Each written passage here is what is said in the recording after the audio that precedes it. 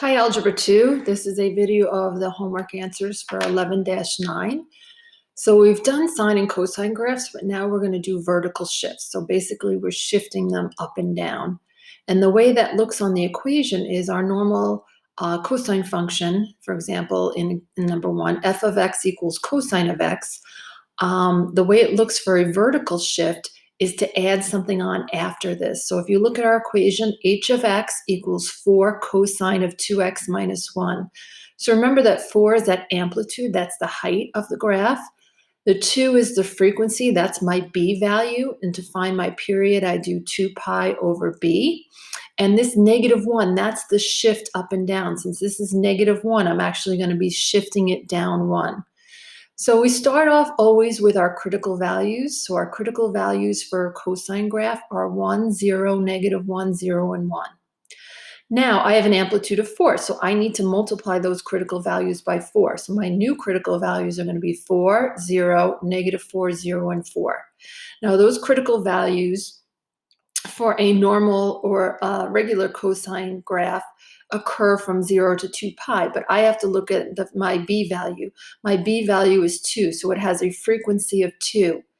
So that means there are actually going to be 2 cosine waves between 0 and 2 pi. But what I want to do is I want to find my period. My period is 2 pi over b. So 2 pi divided by 2, that's the b value. I highlighted that in green. 2 pi over 2, the 2's cancel, and my period is pi. So basically, all of these values, these critical values, are occurring between 0 and pi. And then the halfway mark would be pi over 2. So that pi over 2 would be -4. That would be if I did not have a vertical shift, but I have a vertical shift of -1, down 1. That makes my midline y equals -1. So all you have to do is you have to take this -1 and you have to subtract it from each of my critical values. So 3 minus 1 is 3. 0 minus 1 is -1. -4 minus 1 is -5. 0 minus 1 is -1. And 4 minus 1 is 3. So these are the critical values I'm going to use. And again, my period is from 0 to pi. So at 0, my value is 3. At pi, my value is 3. Halfway in between, which is pi over 2, my value is -5. Okay, and then my other values are -1 and -1. And you can see it, this is my midline that I also drew in, and that was the equation of the line y equals -1. So half of this is above -1 and half of it is below -1. You can see that this also shifts my range. For a normal cosine graph, my range is from -1 to 1.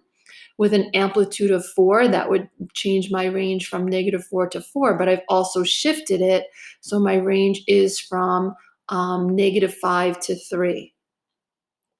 All right, so let's state the range of each of the following functions in interval form. So my sine of x, normal range is -1, 1. But I have an amplitude of 10, so that would change my range to -10, 10. But I'm shifting down 3, so -10 minus 3 is -13, and 10 minus 3 is 7. So this is my range.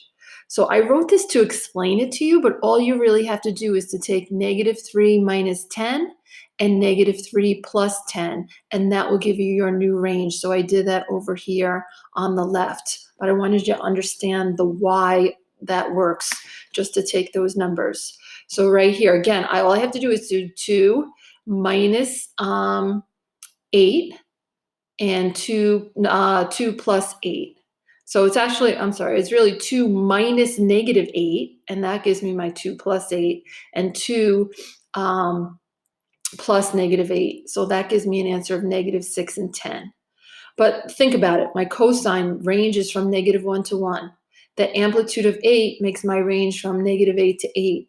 But I'm shifting up 2, so -8 plus 2 is -6, and 8 plus 2 is 10. So that is my new range. In 3, I have a graph can be described using the equation in the form y equals a cosine of x plus c. Determine the values of a and c. So show how you arrived at your answers right there. So here's the graph. It's already drawn for us. This blue line, That's my C. That's my midline right there. And if you looked, I highlighted my Y values for my max and my min. So my max Y value is 9. My minimum Y value is -5. So to find the amplitude, you do the max minus the min and divide it by 2. 9 minus -5 divided by 2 gives me an amplitude of 7. So my A is going to be 7. And to find this midline, the line in the middle, it's like the average. So I take my max plus my min, and 9 plus -5 divided by 2 is 2. So my A value is 7 and my C value is 2. Question 4, which of the following functions has a maximum value of 25?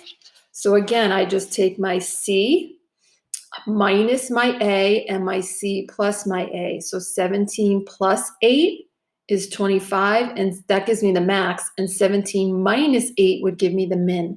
On this particular problem, all they wanted was the max, so I do not have to do the 17 minus 8. So my max is 25.